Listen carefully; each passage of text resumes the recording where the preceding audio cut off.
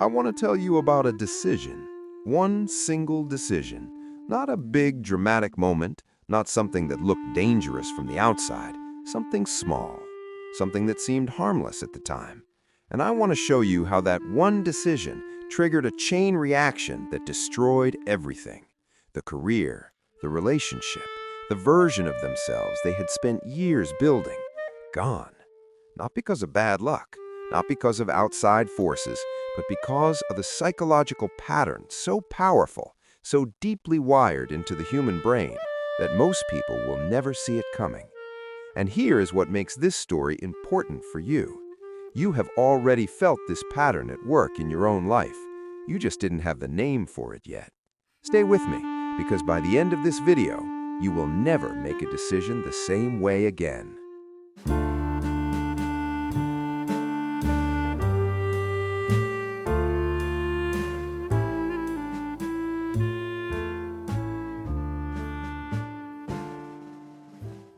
You know what a self-destructive pattern looks like.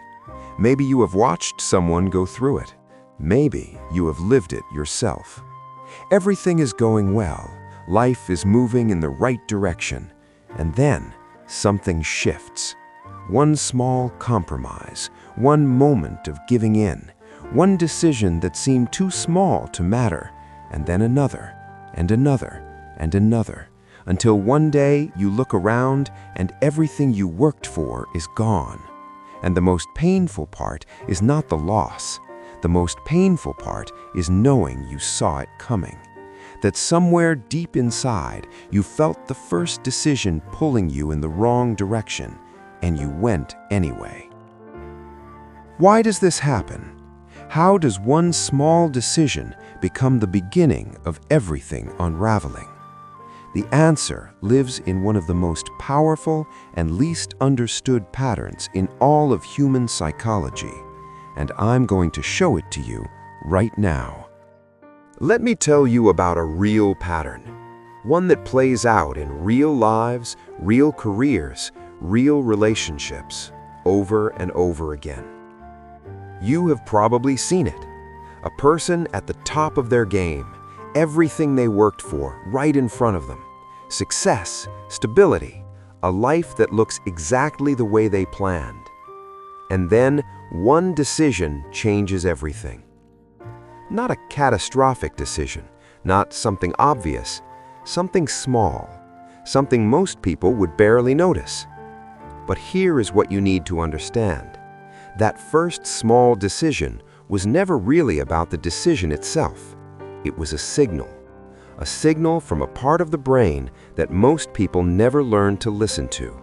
And if you don't know how to read it, it will pull you somewhere you never intended to go.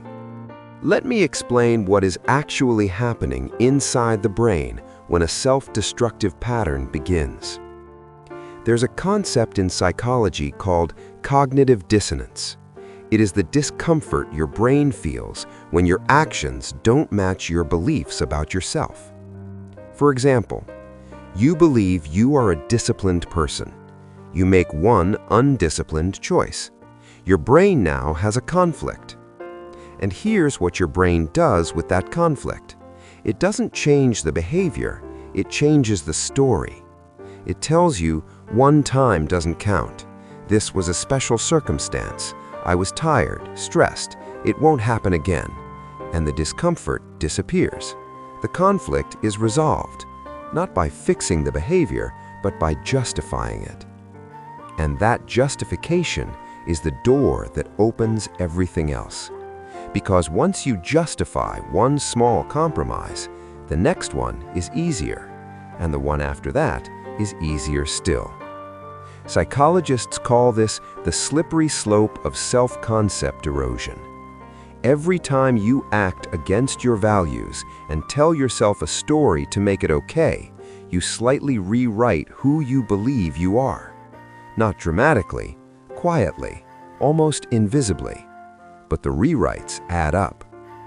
And one day, you look in the mirror, and the person looking back at you is not who you thought you were building. But here is the part of this story nobody ever tells you. Self-destructive patterns are almost never about the thing they appear to be about. The person who ruins their relationship is rarely doing it because they don't love their partner. The person who sabotages their career is rarely doing it because they don't want to succeed. There is something deeper happening. Psychologists call it self-sabotage as self-protection. Here is how it works. When you get close to something that really matters, something you have wanted deeply, your brain starts to calculate the risk. Not the risk of failing to get it, the risk of getting it and then losing it. Because the higher something is, the further there is to fall. And your brain, the same brain designed to protect you, starts looking for a way out, a way to remove itself from the situation before the potential loss can happen. And it disguises that exit as a small, harmless decision. One drink, one lie, one compromise, one moment of pulling back. One choice that feels almost random at the time, but is anything but random. There is a third layer to this, and this one is the deepest. It is called the identity ceiling.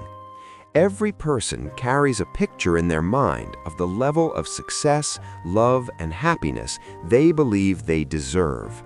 Not the level they want, the level they believe they are allowed to have.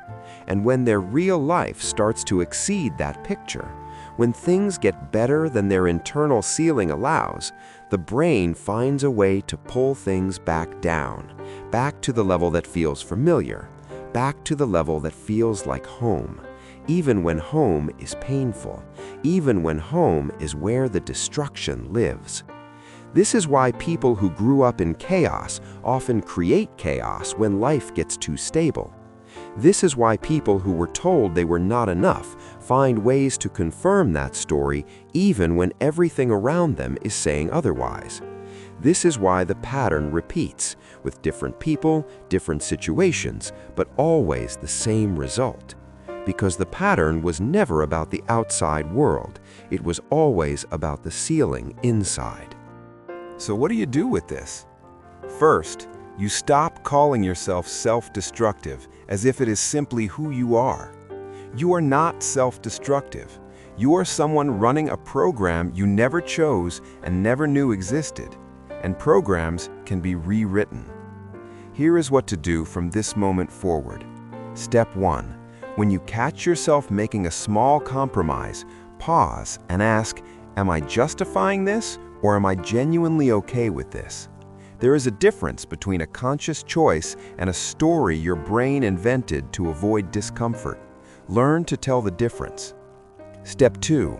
When things start going well in your life and you feel a strange pull to undermine it, name what is happening. Say out loud, my brain is trying to protect me from loss, but I am not in danger, I am just growing. That one sentence interrupts the automatic response. It makes the unconscious conscious, and conscious patterns can be changed. Step 3. Raise your ceiling. Not with affirmations, not with motivation, with evidence. Every time you make a decision that honors who you are trying to become, you cast a vote for a new identity. Every time you catch the pattern and choose differently, you raise the ceiling by exactly that much. It is not dramatic. It is not a transformation that happens overnight. It is one decision at a time, one pattern interrupted at a time, one ceiling raised at a time, until one day, the version of you that used to burn everything down feels like a story about someone else entirely. And that's the truth nobody taught you. If this made you see yourself differently, you're already ahead of most people. Subscribe, because next week goes deeper. I'll see you there.